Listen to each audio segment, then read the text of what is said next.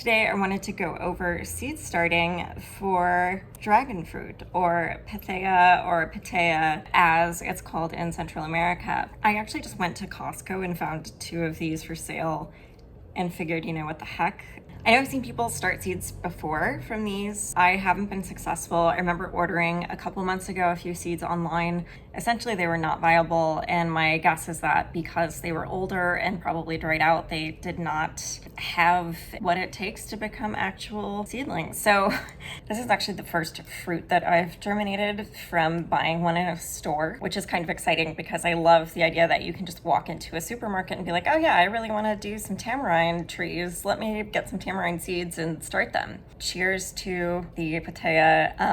I know avocado are super simple to do as well, and mango trees. Maybe I will try that again in the near future. I've been successful with mango before, but I lost the seedling, unfortunately. Maybe I need to figure out how to take care of it better. Anyway, let's get started with dragon fruit. Here is our dragon fruit. We're going to very quickly just cut it open. This guy's been sitting in the fridge for quite some time, so I'm not totally sure what the inside will look like. Actually, it looks totally fine.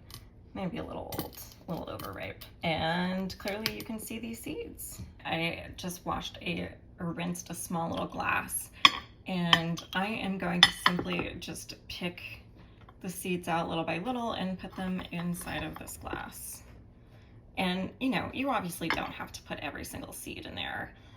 I just do as much as I feel like doing. The more seeds, the better, because you want at least some of them to germinate, right? The other thing I will say is don't worry about the sticky goop on here, because you're going to essentially let these guys soak for a 2-day period. In that time, you're going to be changing the water over 2 days. And that is the sound of me picking seeds out of a dragon fruit. Once you feel like you have a critical mass of seeds, however many you think you want to be planting this time around, you want to fill this cup with water. I do include a few drops of hydrogen peroxide in there. And that will help get rid of the pulp. It'll at least sterilize this cup. And every time I change out the water, I'll put a few more drops of hydrogen peroxide in there. I will leave these guys essentially soaking for 24 to 48 hours. They grow like a little mucus around them, which is kind of cool. And I believe that mucus that's growing is a way for the seeds to stick to the ground or to sort of medium in which they think they can germinate. I assume that they move through the digestive tracts of animals that way, and then they're excreted and they start to germinate where they're left, provided that there's enough water and sunshine for them and heat. So my seeds have soaked. I prepared a cactus and succulent mix 4-inch pot, and essentially I'm just going to actually pour them right on top. This is what they would do in the wild, is stick to the soil. And I've got a few stragglers, but you can see basically the point is you want this. Just so that you guys can see what I did, I do have a heating mat, and this gets up to about 80 degrees Fahrenheit, maybe a little bit more, just to keep the soil warm.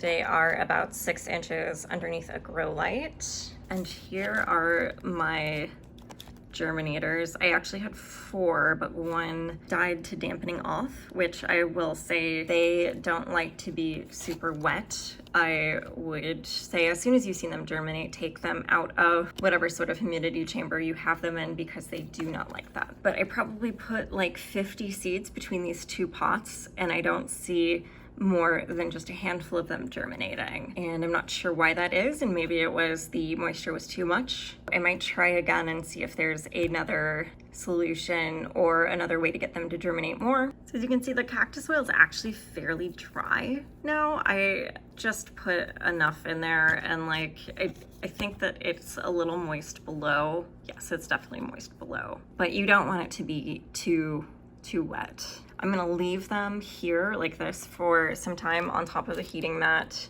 and I probably won't move them until they get their first few sets of leaves. Maybe even just leave them here for a while.